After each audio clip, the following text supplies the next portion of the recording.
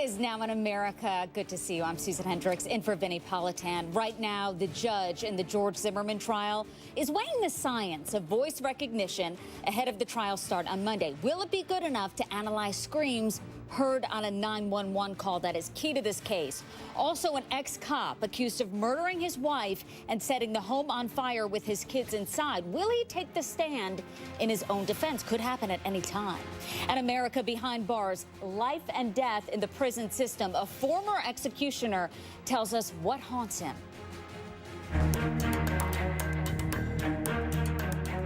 George Zimmerman showed up in court today. For the first time, we have seen him since April. His jury trial is now just 4 days away. Today, the prosecution and the defense are hammering out critical pretrial issues, and this hearing has been tense. Listen up. You were not aware that Mr. O'Mara had all that information. Let me object, Your Honor. That's another mischaracterization of the evidence. He just makes it up.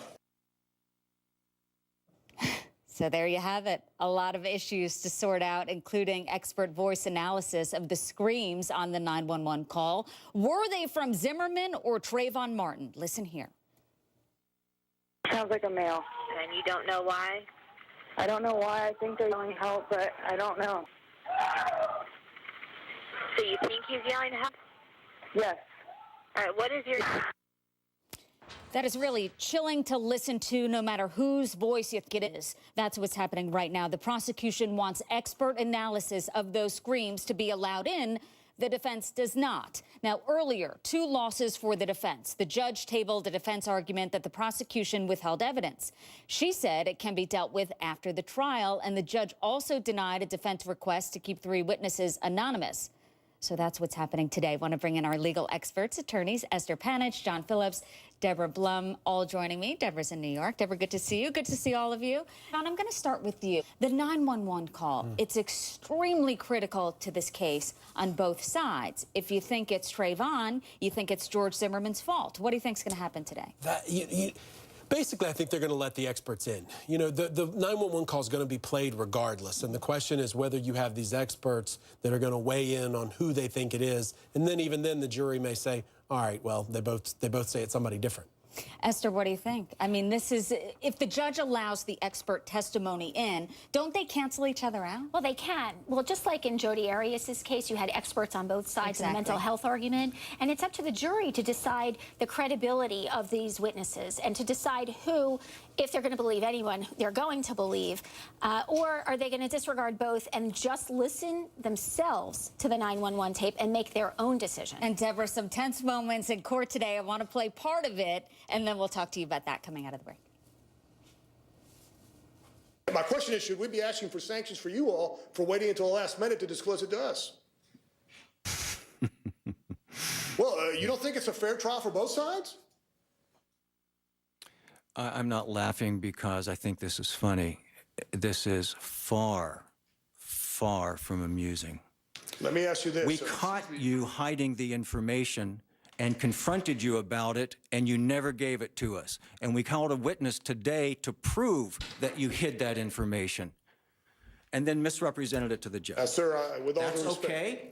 Sir, with respect to the court, I'm not going to get into a banter back and forth. Deborah, have you ever seen anything like this before, with the counselors kind of going back and forth and the defense attorney for Zimmerman wanting to actually put the prosecution on the stand, the judge saying, enough of this? What do you think when you heard it this morning?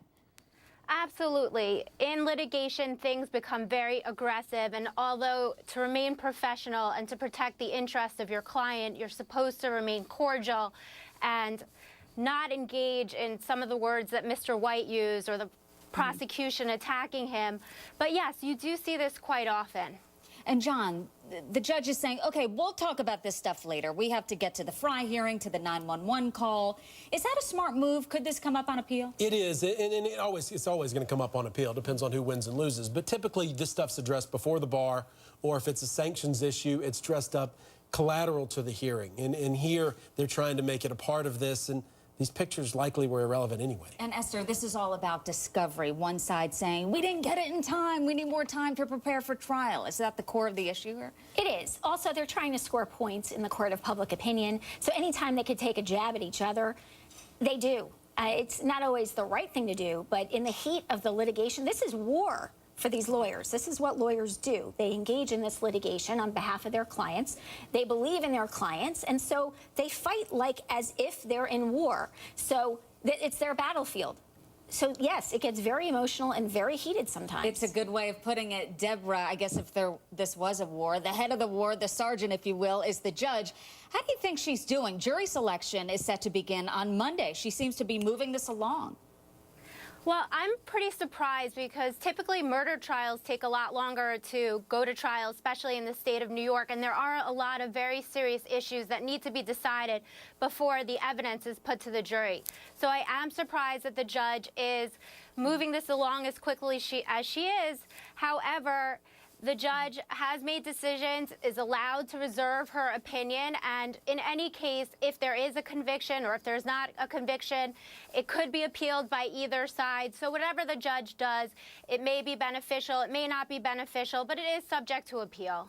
John, did the Jodi Arias trial kind of taint us in terms of the length of a trial and just how long it can go? I mean, it should be a lot faster than that. It should be a lot faster. Even in a murder case, you shouldn't go on months and months. I mean, that issue here is just a finite 7 minutes, and we don't need 7 months to discuss what happened in that 7 minutes. So, Esther, the Fry hearing today, the 911 call, the next step is jury selection on Monday. So that should move this along. Yes, we're starting. Monday's the day. Everything is now just being geared up to start on Monday with their panel.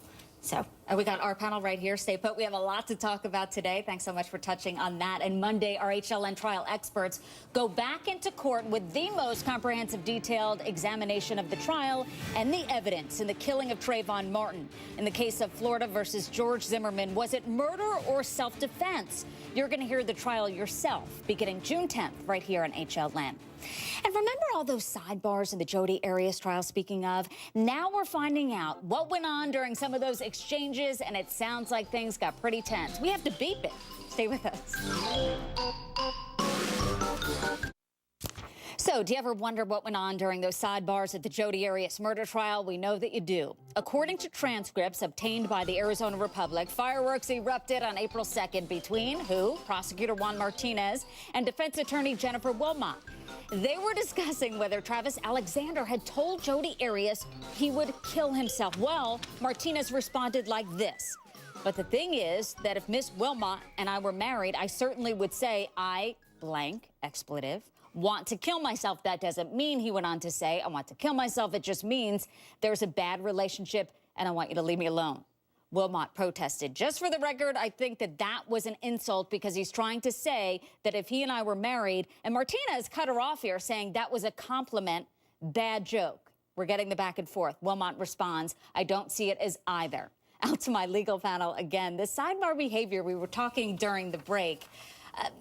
John, is this out of the ordinary? It is out of the ordinary, but it happens. When you get real contentious litigation, you can run into that. So, Esther, is this part of Juan Martinez's strategy, do you think, to kind of go after that side full force, attorneys and all, with Jodi? I think that's just his personality. But I do think that this was probably something he regretted saying. He did say it was a bad joke. I take him at his word for that. Even though he's aggressive with his witnesses, I don't know that he meant to be as aggressive or as off-putting as that bad joke was with Jennifer Wilmot. I hope that he has a little more respect for her than to say that and to mean it. Mm-hmm. And, you know, I don't think he intended to joke about suicide either. You know, that's not something you generally joke about. Deborah, does that happen where the trial, you've been on it for a while, as with Jodi Arias, and it gets contentious? It absolutely does get contentious, but I don't think that it gets contentious to this degree where it's in front of the judge and the jury can see everything that's going on. So even if they're not hearing the words, they can see the defense attorney and the prosecution's body language, and it's just not going to serve the state's interests in this case. Even though they did get a conviction, it's totally inappropriate, and it usually does not happen to this degree, especially with the prosecution using the F word in front of the judge. Yeah, it's unbelievable. And speaking of the judge, John, I can't help but think Ellen Perry with Casey Anthony, he kind of kept those attorneys in order. You know that he did. He would not put up with this. Why do you think the judge was being... I think she did a good job, but maybe she let too many things slide. She probably didn't know how to react. This was a rare situation where you've got 5 months, 4 months and people were starting to get chippy. Everybody was tired. And as I said this morning, it takes one to know one. And you're saying it has to be on both sides. Right. It's not just Juan Martinez No, it's that we're not. picking out, although he was nicknamed Esther the Pitbull, right? Yes, he was. And now you see why. You know, and sometimes lawyers think these things about their lawyers, but they don't usually say it. And never in front of a judge. Exactly. Never. Note to self, never do that. And 2 days later, thanks so much, Wilmot asked the judge about a hearsay argument. You may have heard of this. Juan Martinez back saying, well, then maybe you ought to go back to law school. It got heated. That prompted Kirk Nurmi. He steps in. He asked the judge to reprimand Martinez, saying, I think those comments are totally inappropriate and should be admonished by this court. At that point, Judge Stevens said she understood some of the exchanges that were tongue-in-cheek, but told the attorneys to be more professional. So she did say that.